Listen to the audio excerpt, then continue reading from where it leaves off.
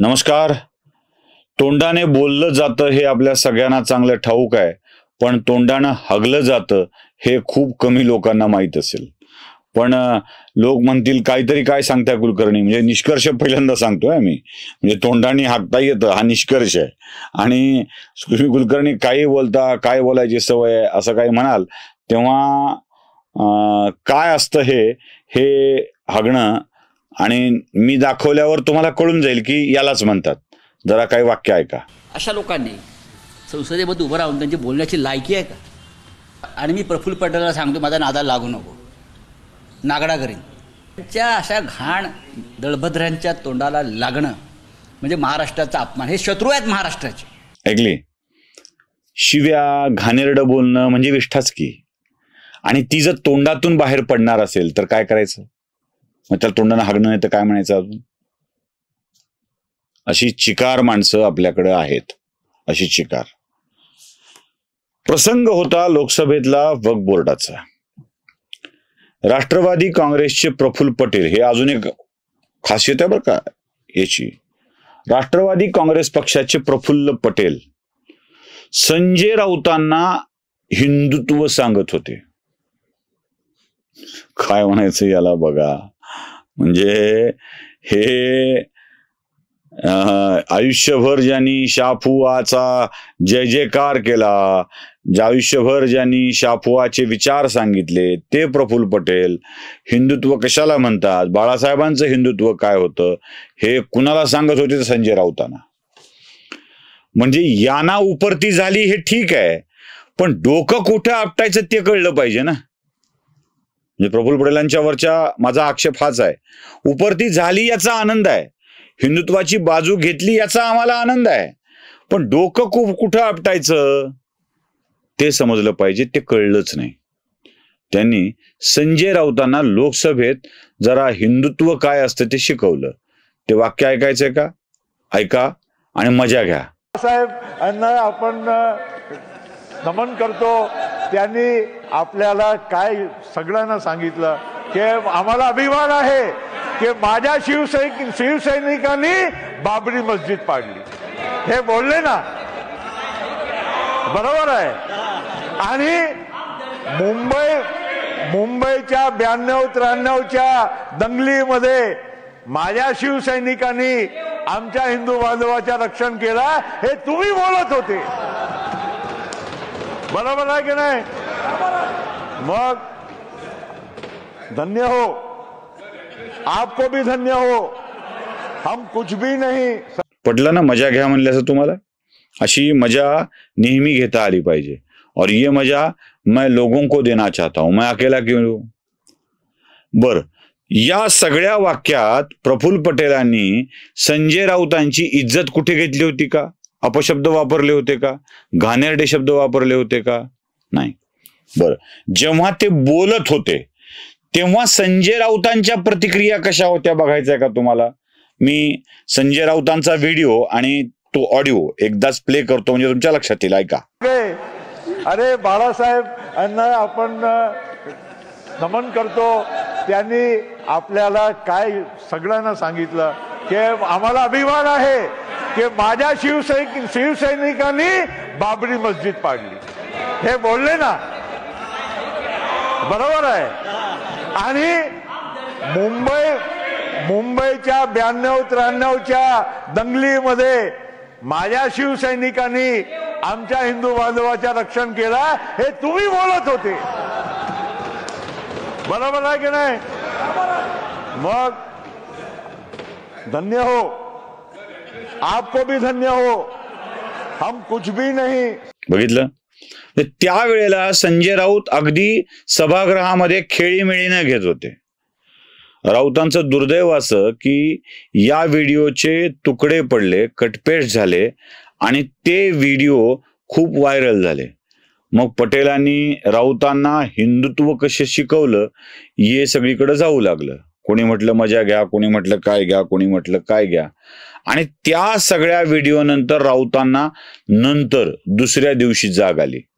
मग सकाळचा भोंगा लागला तोच मुळात प्रफुल्ल पटेल यांच्यावरती तोंडसुख घेणारा. त्या प्रेस कॉन्फरन्समध्ये ते काय म्हणले ते ऐका. दलाल आहेत सगळे. प्रफुल्ल पटेल सारखे लोक हे कोणाचे नाहीत, ते दलाल आहेत. कधी काँग्रेस पक्षाचे दलाल करत होते, कधी राष्ट्रवादी काँग्रेस शरद पवार पक्षाला बाप बाप बाप बाप फिरत होते.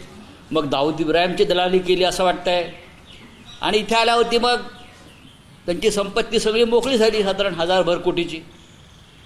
अशा लोकांनी संसदेमध्ये उभं राहून त्यांची बोलण्याची लायकी आहे का? आणि मी प्रफुल्ल पटेलला सांगतो, माझा नादाला लागू नको, नागडा करीन. तिथे भाजपच्या लोकांना चमचेगिरी करून दाखवत होते काल.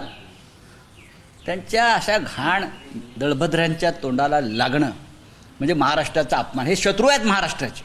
ऐकलं?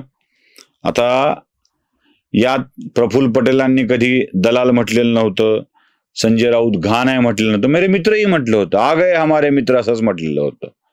आणि जरा सोचिये, जरा देखिये हेच वाक्य उच्चारले होते. पण यांनी आपलं दलाल मग कधी काँग्रेसची केली, कधी राष्ट्रवादीची केली, कधी शरद पवारांची दल्लाली केली. काय राऊतांना सुचतं कधी कधी मला कळत नाही. राष्ट्रवादी काँग्रेस शरद पवार यांच्याकडे असताना प्रफुल्ल पटेल कार्याध्यक्ष होते आणि बहुतेक ते पवारांची दलाली करत होते असं संजय राऊतांचं म्हणणं असावं. मग त्यांनी ही दलाली पार दाऊदपर्यंत नेऊन टाकली. म्हणजे हे दलाल आहेत असं सांगून टाकलं. इथपर्यंत ठीक आहे. त्यांचं एक वाक्य खास आहे, 1-2 वेळेला तुम्हाला मी ऐकवतो आणि याचा अर्थ काय होता हे तुम्हाला विचारतो. जरा ते वाक्य ऐका. आणि मी प्रफुल्ल पटेलला सांगतो, माझा नादाला लागू नको, नागडा करीन. आणि मी प्रफुल्ल पटेलला सांगतो, माझा नादाला लागू नको, नागडा करीन. आणि मी प्रफुल्ल पटेलला सांगतो, माझा नादाला लागू नको, नागडा करीन. ऐकलं? नादाला लागू नका, नाहीतर नागडा करीन असं राऊत म्हणतात. आता कोण कोणाच्या नादाला लागल्यावर नागडा होत असतो म्हणतोय मी. बघा, नादाला लावून नागडा करणं म्हणजे काय असतं? एखादीच्या नादाला लागलेला नागडा झाला म्हणजे काय झालं? राऊतांना म्हणायचंय काय? आखिर क्या कहना चाहते हो राऊत साहब? आखिर क्या कहना चाहते हो? म्हणजे तुमच्या नादाला लागला की माणूस नागडा होतो काय? म्हणजे तुमचा नाद हा लोकांना नागडं करणार आहे का काय? अशी काय खासियत आहे राऊतांच्या मध्ये जे लोकांना नागडं करू शकते? कळलंच नाही मला. म्हणजे आपणच आपलं मोठेपण सांगताना, म्हणजे एखाद्याला असं म्हणू शकतो, मी ऐकलंय गावाकडं मी पण भांडलोय, मी भांडणं ऐकलीत पण आणि सांगितलंय माझ्या नादाला लागू नको, फार वाईट करून टाकेन. आपण नसतो नीट ठेवत, आपल्या नादाला नाही लागायचं, हे वाक्य ठीक आहे. पण माझ्या नादाला लागू नका, नागडा करून टाकीन म्हणजे काय? राऊतांना तरी या वाक्याचा अर्थ कळतो का? आणि राऊतांचा महाराष्ट्र कुठे आहे, कसा आहे? म्हणजे राऊतांचा महाराष्ट्र हा त्यांच्या पुरता मर्यादित आहे का? आपण म्हणजे जसं संघात पद्धत आहे बघा, आपण यांना कार्यवाह म्हटलंय, आपण यांना प्रमुख म्हटलंय. म्हणजे ते संघदृष्ट्या प्रांत, संघदृष्ट्या जिल्हा, संघदृष्ट्या तालुका म्हणत असतात. म्हणजे एका महाराष्ट्र प्रांतात राष्ट्रीय स्वयंसेवक संघाचे देवगिरी प्रांत एक आहे, विदर्भ प्रांत एक आहे आणि पश्चिम महाराष्ट्र प्रांत एक आहे. मला वाटतं कोकण पण असेल वेगळा. प्रांत जसा संघदृष्ट्या आपण याला प्रांत म्हटलंय, तसं राऊतांनी स्वतःला उद्धव ठाकरेला महाराष्ट्र म्हटलंय का?